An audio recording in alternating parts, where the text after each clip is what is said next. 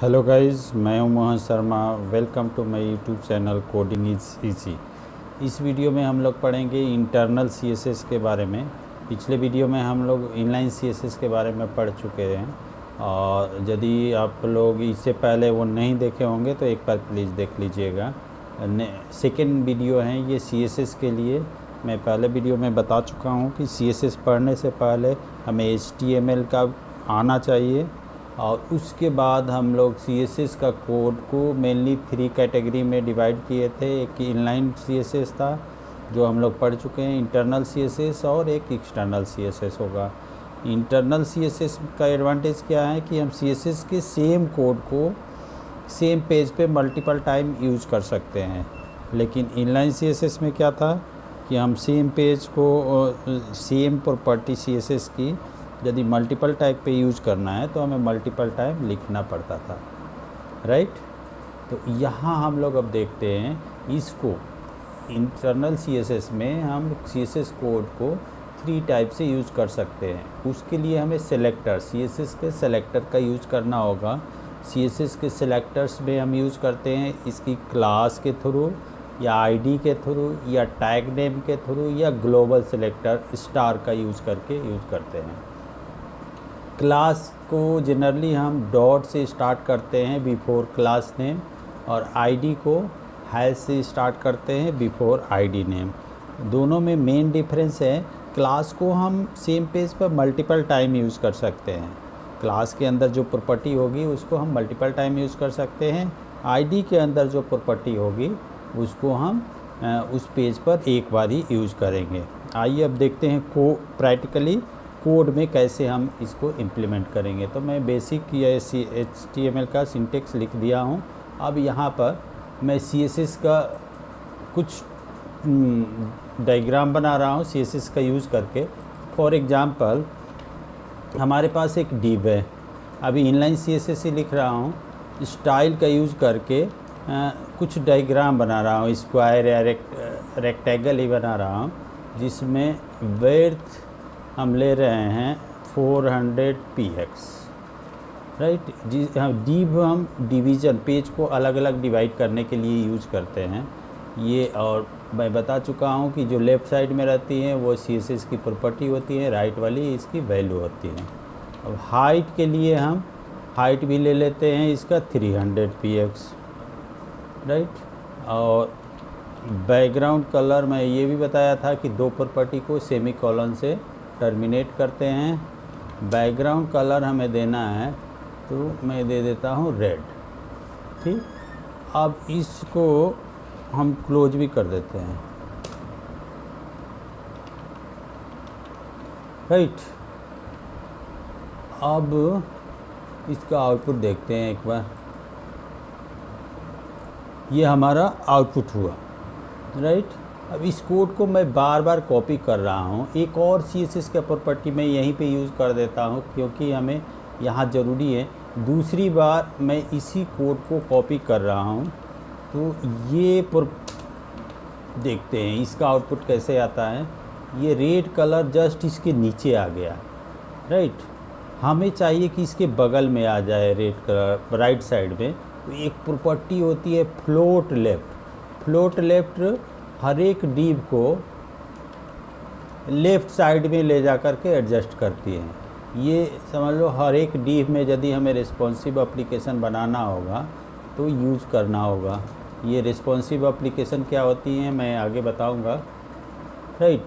ये प्रॉपर्टी हम यदि दोनों में लगा देते हैं, या जो भी हमारा डिव को फ्लोट लेफ्ट एक सीक्वेंस में रखना है तो हम लेफ़्ट प्रॉपर्टी सारे डिव में लगा देंगे। ये अब दोनों का कलर एक ही है इसलिए समझ में नहीं आ रहा है, तो मैं एक को ग्रीन कर देता हूँ, राइट।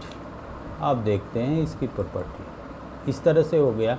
अब यही दोनों प्रॉपर्टी हमें बार बार यूज़ करना है।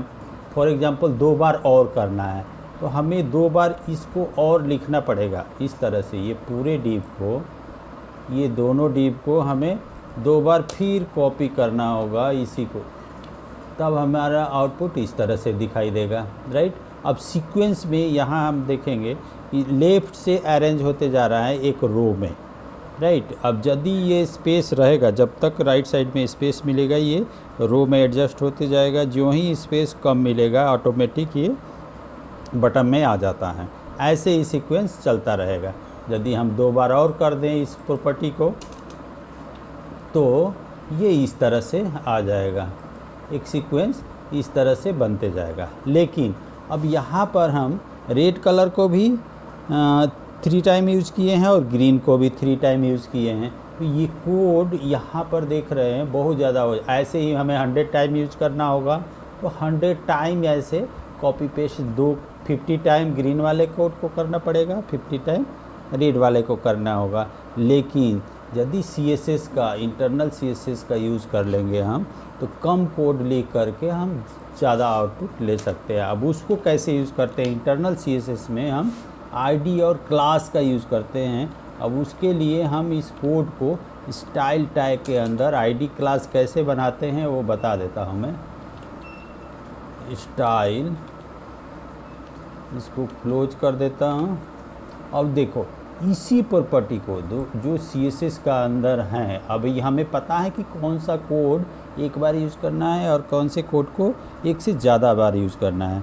तो मैं एक और बना देता हूँ यहाँ पर, एक प्रॉपर्टी और बना देता हूँ जिसको हम लोग एक बार ही यूज़ करेंगे यहाँ पर। राइट, ऑरेंज कर देता हूँ, बैकग्राउंड कलर में मैं ऑरेंज कर देता हूँ, जिसको हम लोग एक ही बार यूज़ करेंगे।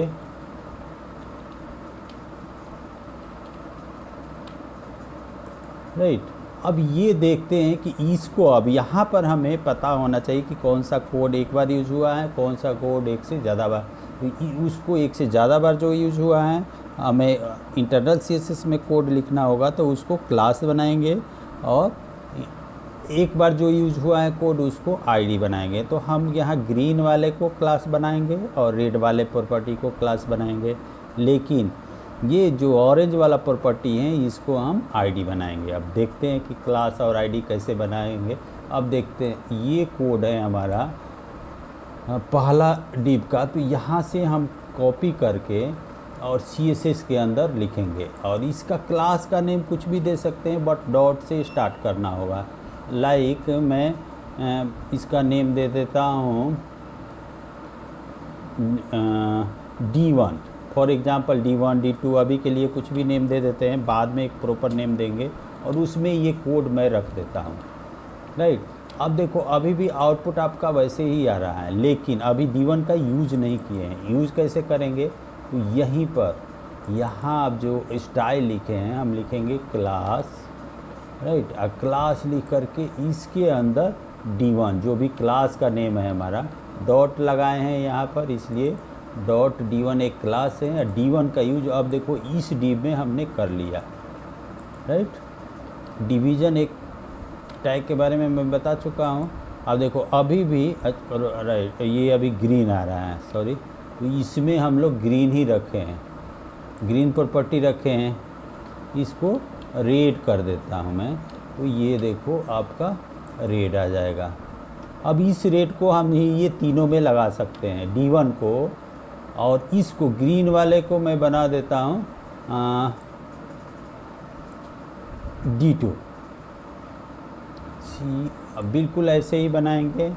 ये देखो ये प्रॉपर्टी में इसको D2 कर देते हैं, और यह केवल हमें कलर में ही तो चेंज करना था, तो इसको ग्रीन कर देता हूँ मैं।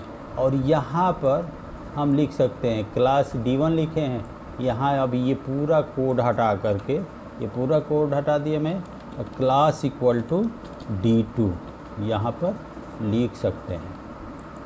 राइट, अब देखो D1 D2 कितना छोटा हो गया कोड। अब ये रेड वाला कोड भी हमें ये D1 का है, तो यहाँ पर हम क्लास इक्वल टू फिर D1 लिख सकते हैं। सॉरी, ये क्लास का नेम यहाँ पर पूरा कोड हटा करके, और क्लास इक्वल टू D1, क्योंकि रेड वाला D1 का है इसलिए D1 रख देंगे। फिर ये ग्रीन वाला D2 का है, तो इसको भी लिख देंगे क्लास इक्वल टू D2। हमारा आउटपुट बिल्कुल एज इट इज जाएगा। अब देखो कोड कितना कम होते जा रहा है।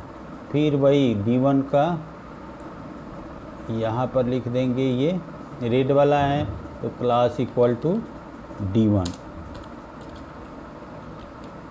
राइट। और ये फिर क्लास इक्वल टू ऑरेंज वाला है, ग्रीन वाला है ये भी class equal to D1, D2, sorry green वाला D2 है। अब इसको, ये ऑरेंज वाला है तो हम इसको ID बनाए हैं, तो यहाँ पर ID लिखेंगे, ID इक्वल टू, ID का नाम कुछ बना देते हैं, ID पहले बना लेते हैं। अब देखो 3 ही बार हमें कोड लिखना पड़ा, इसको बना लेते हैं D3, लेकिन इसको हैश से स्टार्ट करना होगा, हैश D3, और इसको कर देते हैं ऑरेंज। प्रॉपर्टी बाकी सारा सेम है, केवल हम लोग इसकी कलर, केवल कलर में हम लोग चेंजेस किए हैं। तो D2 हो गया हमारा ग्रीन कलर के लिए, D1 हो गया रेड कलर के लिए, D3 हो गया ऑरेंज कलर के लिए। अब हम लोग ये देखो यहाँ से CSS का हम लोग ID लगा देंगे D3, राइट। अब ये आउटपुट एक बार देख लेते हैं इसका। ये देखो आउटपुट एज इट इज आ रहा है जैसे पहले आ रहा था।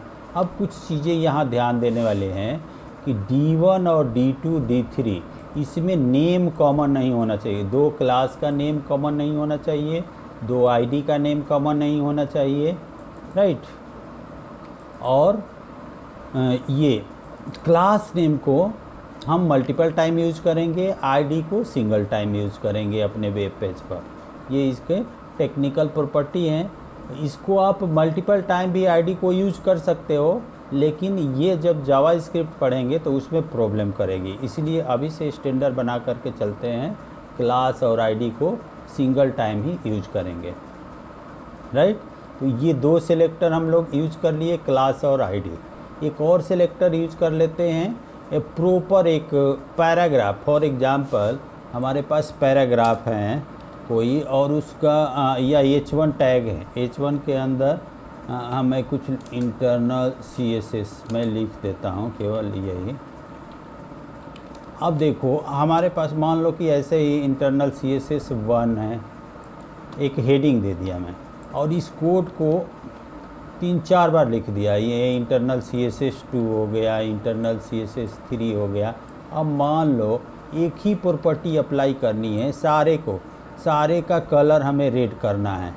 अभी इसका आउटपुट ऐसे आएगा, देख लेते हैं। ये इधर आ रहा है क्योंकि हम लोग इसका कोई डिज़ाइन नहीं किए हैं, इसलिए इधर आ रहा है। इसको एक डिव के अंदर डाल देते हैं, इस डिव के अंदर डाल देता हूँ मैं, तो एक अलाइनमेंट में आ जाएगा उसके अंदर। अभी वो बाहर जा रहा है तो इसके अंदर आ गया। अब इसका कलर हमें सबका रेड करना है, बीच में किसी डिव के अंदर कुछ लिखना है तो ये डिव का रेंज देखो, इस एक कंटेनर के तरह काम करता है डिव। डिव के अंदर कुछ लिखना है तो हम इस तरह से लिखेंगे, राइट। तो अब एक और सेलेक्टर बता देता हूँ मैं। अब सारे H1 का कलर हमें रेड करना है तो हमें फिर स्टाइल लिख करके इस तरह से स्टाइल लिखना होगा, या इंटरनल क्लास भी बनाओगे तो आपको एक क्लास बना करके सारे में क्लास का यूज करना होगा। विदाउट क्लास हम कैसे करेंगे वो देख लो। इसको बोलते हैं कॉमन टैग के साथ में हम कैसे यूज। अब इसमें H1 डायरेक्ट लिख करके हम कलर इक्वल टू रेड इसकी प्रॉपर्टी कर दिया मैं। यहाँ देखो डॉट या हैश कुछ नहीं यूज किए हैं इसके साथ में, राइट, H1 के साथ में। और ये सारा कोड स्टाइल टैग के अंदर ही लिखना है, स्टाइल के बाहर नहीं। और स्टाइल होगा हेड टैग के अंदर, स्टाइल को बाहर नहीं लिखेंगे, राइट।